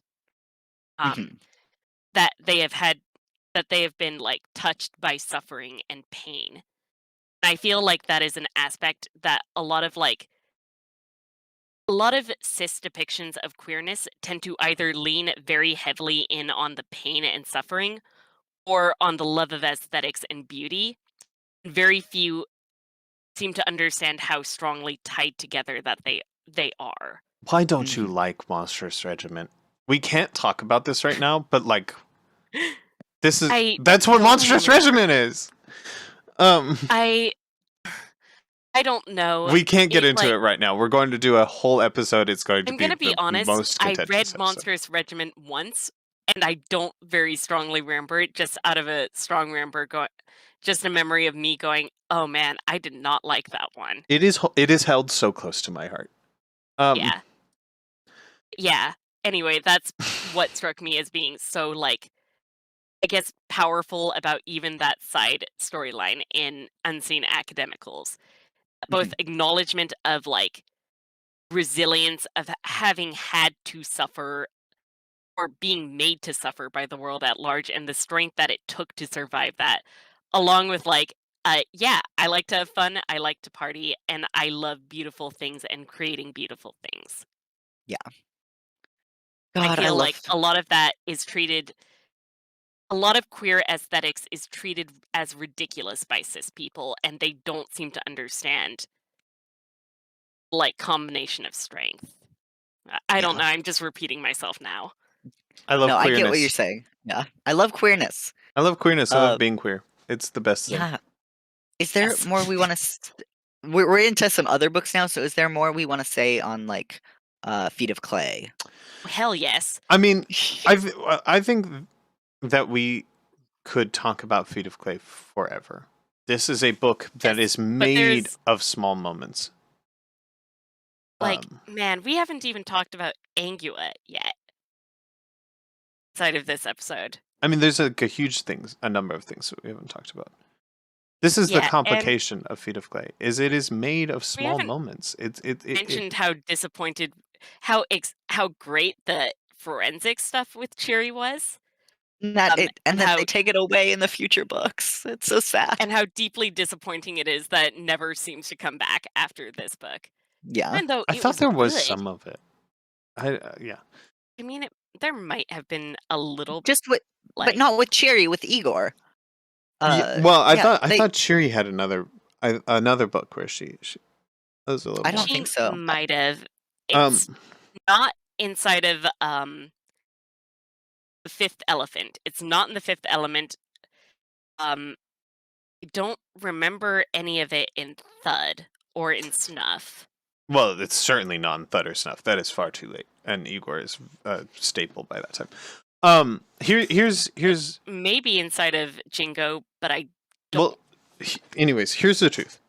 I think that we could talk about Feet of Clay forever, but it wouldn't be notable yet. A lot of the things that he sets up here, like with Angua, like with Shiri, won't come to fruition until other books.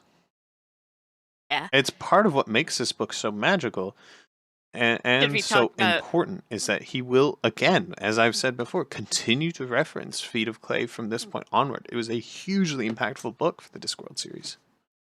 yeah.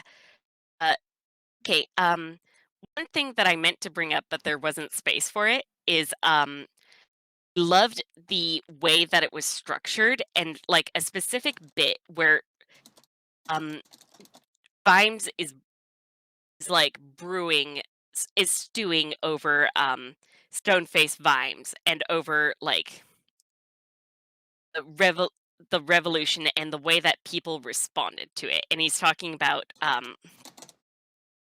the way that Stoneface Vimes offered them freedom. They chose to shy away from it, chose to turn their backs on it because it was difficult and new and frightening, and they wanted what was familiar. The way that ties back to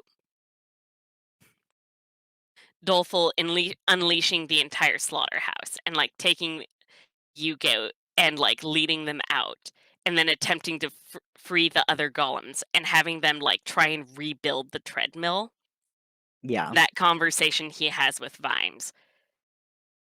where he, like, doesn't directly reference Stoneface or bring up Stoneface, but there's a clear element of, "Yes, this is what people are like." Yeah. And we talked about this last episode, the like rebellion and like Vetinari's what he said, that what people want is every like the next day to happen or to go on like the one before it. People want stability more than they want to not be being hurt by the system. Which I think we see a lot in Vimes's old neighborhood. People who are very poor and very like, they are um being hurt by the system that they live in, but They're in denial about precisely how deeply disenfranchised they are. yeah, I and mean, that yeah. yeah, I don't think they're in denial almost as much as they refuse to show it, which is a yeah, very yeah, British Well, thing. I mean, Vime specifically describes them as being in denial. That's how he Um, thinks about it, but yeah, that's not. I mean, I don't have to agree with like he Vimes. mentions, too poor for, you're never too poor for soap, and, Yes. he goes like, "Yeah, actually, no, a lot of you are too poor for soap. You've just decided you would rather have a clean table than eat regular meals." Yes.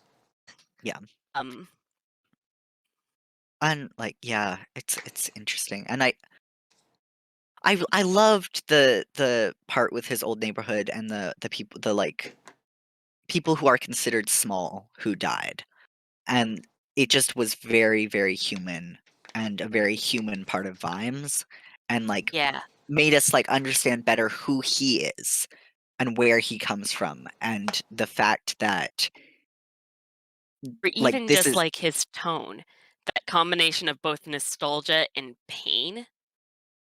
yeah, And it goes into the central thrust of what like in many ways becomes Vimes's character. This idea of like being that poor boy who's now rich and how you contend with that and like what the fuck are you?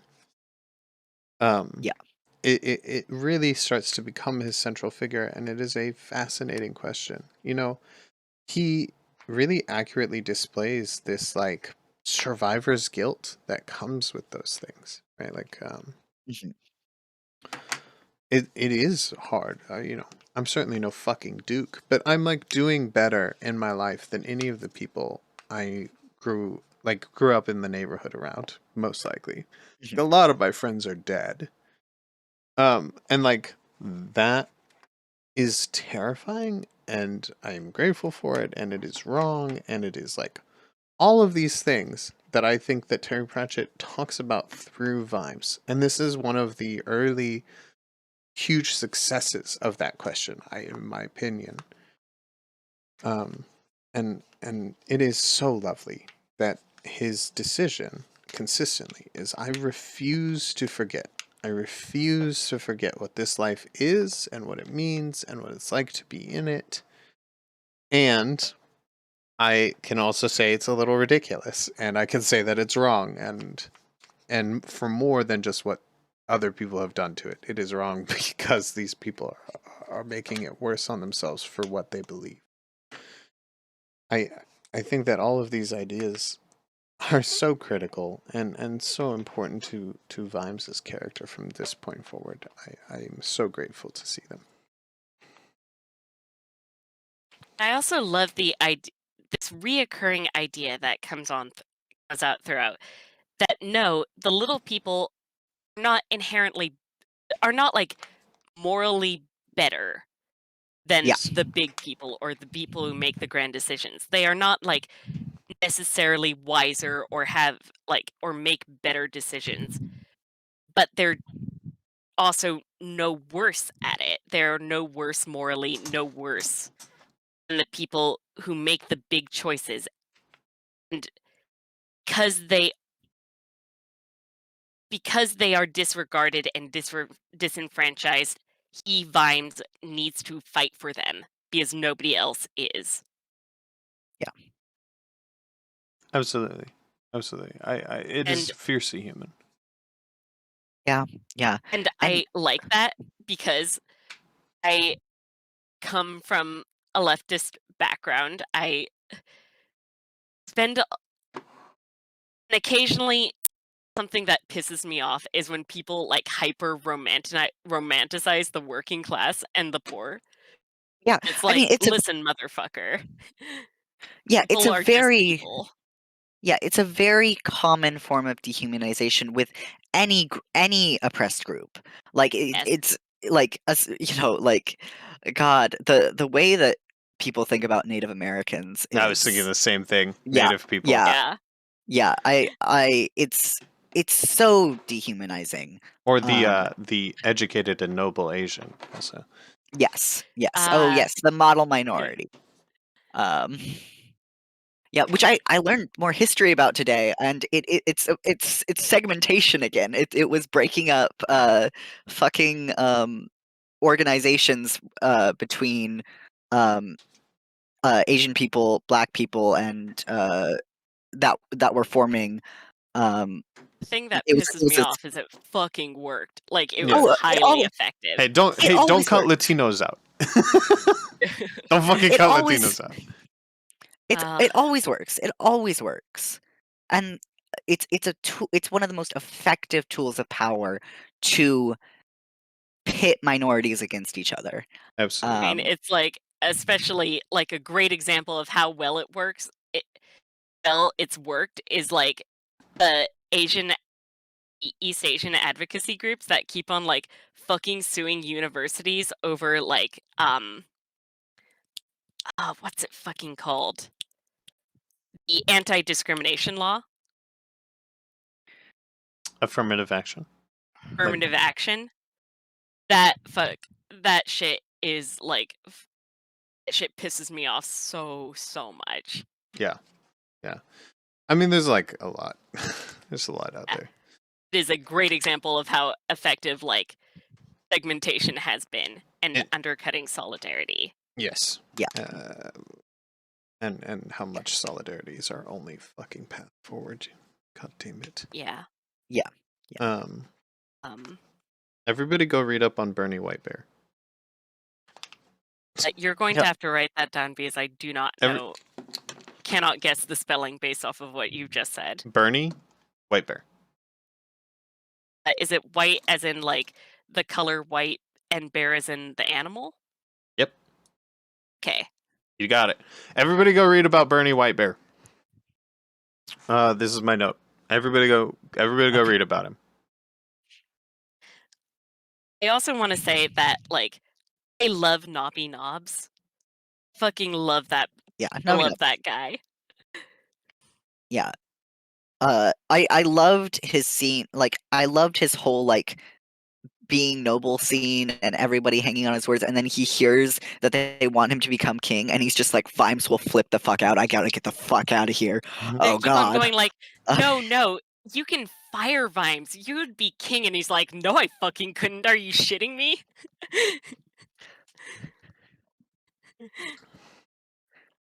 It's so yeah, good. yeah. All right. I, Okay. Do Yeah. we? I cannot keep talking about this book, y'all. I'm so sorry. Yeah, yeah. okay. Uh, I'm sorry. yeah. I also got to bring up. I find so Yeah. Last points. mm, Last points. yeah, the knuckle sandwich. I used to think that was just like a funny thing that he made up. I used to think. God, I'm sorry. How about you clear your No, throat? I'll do my last point, and then you'll do your last point. How about that? okay, gotcha. Because you're dying. I'm worried for you. Last point that didn't get mentioned is quite explicitly how culturally Jewish the golems are and how wonderful and important that is. Dorful's almost first act of speaking is questioning all gods. Um, despite being a magical Oh, creation in a world that I gods like love fully atheist exist. Tofu. Yes, and He Yeah. immediately gets struck by a bolt of lightning. That was so good. and the And he line was like, God must be proved through rational discussion, and that is not rational discussion, is flawless. It's beautiful. It's wonderful. I absolutely love it. All of the golems' names are either actually Yiddish or like mostly like or pointing towards Yiddish. Dorfel is the major one where it's like kind of pointing towards Yiddish instead of really being explicitly Yiddish. But all of the other ones are named like jokes, like they're clumsy or whatever. They're all jokes. Terry Pratchett has the same naming convention that I do, which is if you could slip a joke in and it's unobtrusive, you should. So all of them have names that are like clumsy, foolish, bumbling, stuff like that, but in Yiddish, which is exciting and fun. The idea of giving freedom to the golem itself is not a dangerous thing, but a humanistic thing, and like rearranging that is phenomenal. So many times in demonized Jewish media, the idea of like raising him up is bad, and honestly, even within Jewish culture itself, the idea of like trying to create a living man and out of a golem, trying to go beyond that is like shown as a hubristic like thing to happen. It you are trying to Frankenstein rival God. and Pinocchio's. Yeah, your Frankensteins, your Pinocchios, but lots of other versions. And I love the idea of being like, no, this time he wins, and he will work himself out of bondage, and that they will link together. They will come together in like a sanctimonious trust of golems. Just absolutely phenomenal. This book celebrates Jewishness in all of its cultural forms and tries to love it very deeply and succeeds. I spent a lot of time with Jewish people as a youth, and these books were very important to me at that time too, as someone who often was seeking a way, somebody else who was talking about how much they enjoyed Jewishness while not being Jewish, in this world. Like, it's not something that gets said very often, and as a child especially, I was feeling that, but did not have anybody else who was saying that, which was always a shame. And this book does. Yeah. So props to that. There's this Mhm. incredible scene where there people are going around smashing all of the golems that they could get their hands on. And Dolfo is standing there with a sign that says, "I am worth $600" on his slate. And somebody says, "Oh, fucking golems, all they care about is money." Carrot Like, jumps in where does that come from? and uh, Carrot is like, "Yeah, if all you have is a price tag, of course you're going to talk about yourself in terms of how much you're financially worth. That is Mhm. your only means of defense. Yes. Yeah. The only value anybody has ever placed on you." Yes. It Yeah. is a. That was such a powerful scene. It is. It Yeah. is exquisite. And that's literally all Dorfel has, and that's his only defense in this situation. Is so good. It is. Knuckle sandwich, Shio? Yeah, sorry, I actually have like 3 more final Nope. words or points, uh, and I'm going Go to through 'em do quick, them quick. because, Lightning round. anyway, I always thought like it was like a solid gag that there was actually a food called knuckle sandwich inside of the, Discworld, and when I brought it up with my mom, she was like, "No, there's actually such thing as a pig knuckle sandwich, that is something people eat." So the other night, I finally Googled it. No, there is no, like, established pig knuckle sandwich food, but something I did realize is that pig knuckles look fucking bomb, my friend. Oh, they suck real bad, dude. I wanna eat Schweinhocks so fucking bad. Like, slow roasted pig knuckle with, like, crispy skin? I've had it. I don't like it. Really? Yeah. I Like, think it sucks. I love eating skin, I mean, me and too. I love gamey meat. I really like pork, especially, like, really gamey, heavy pork. I don't think you're using the word gamey right here. They described, the resources I read described the flavor as, like, more gamey. Interesting.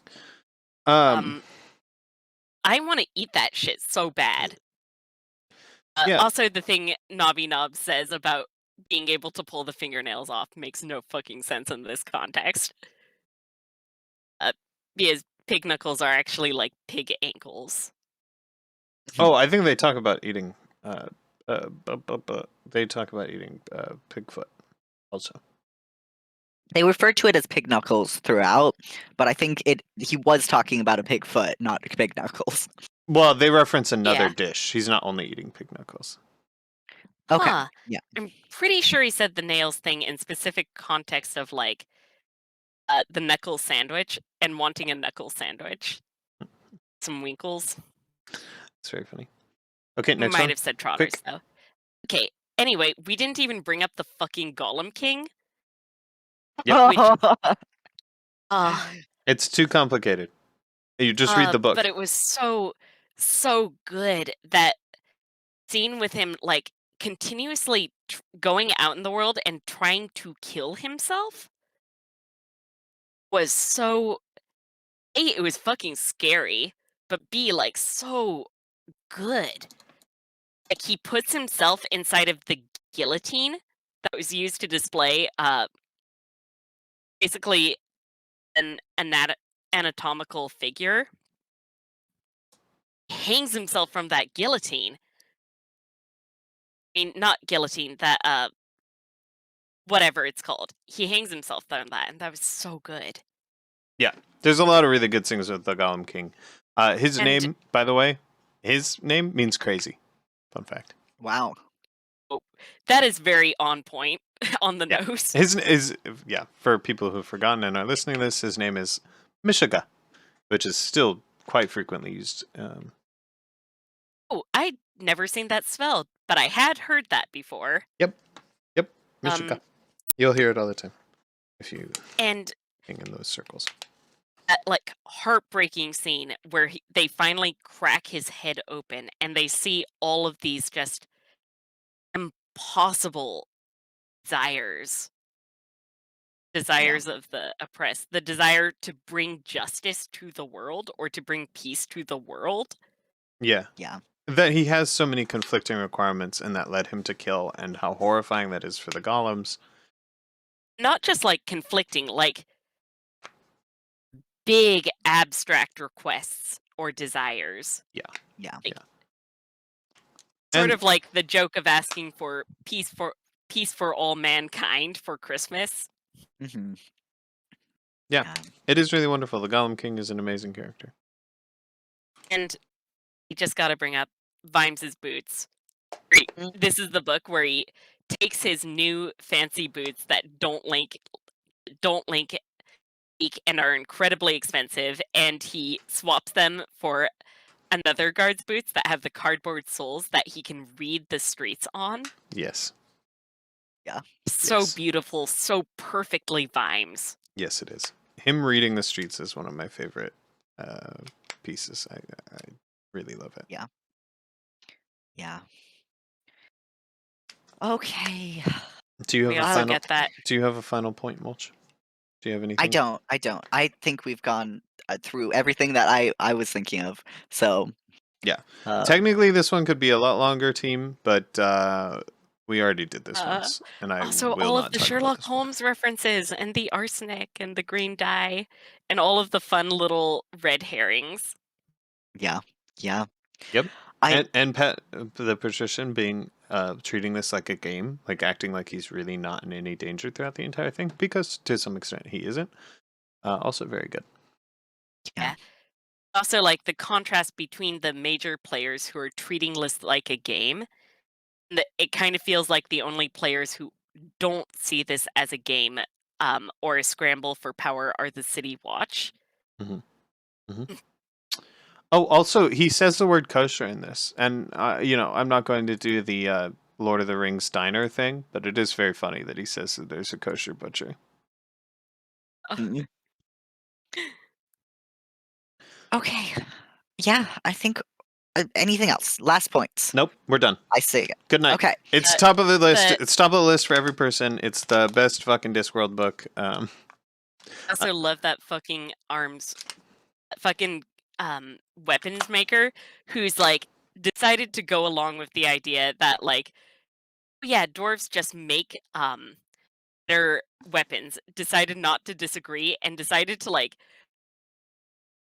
rename himself with a dwarf name and put like a dwarf mascot on his sign.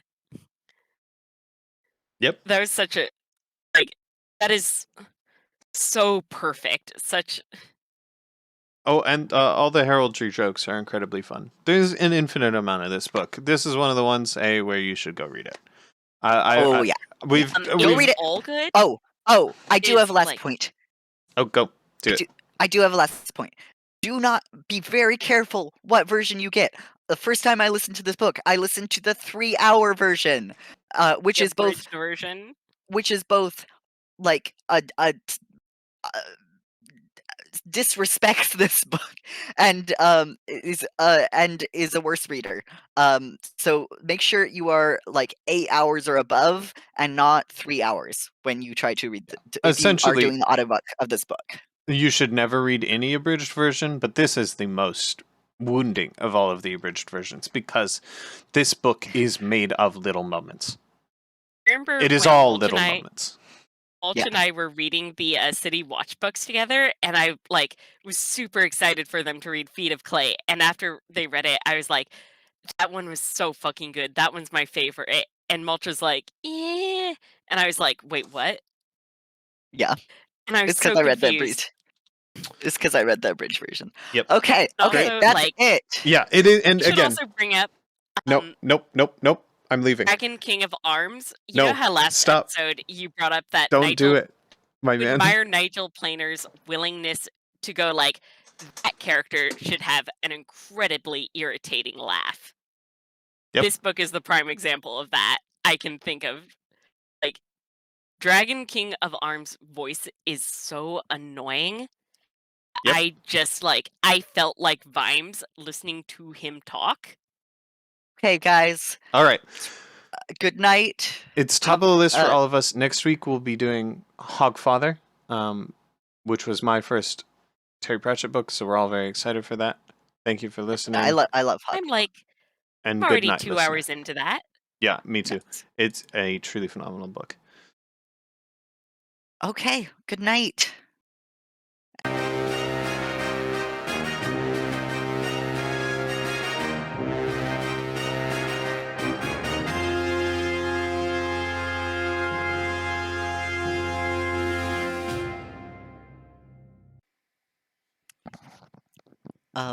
So just as a little end thing, I wanted to read. So I got some things from the Discworld Emporium, uh, over for like holiday presents and stuff, and they got one of my orders wrong, and I just really quick wanted to read the message they sent me when I emailed them that they got the orders wrong, because I find it very funny.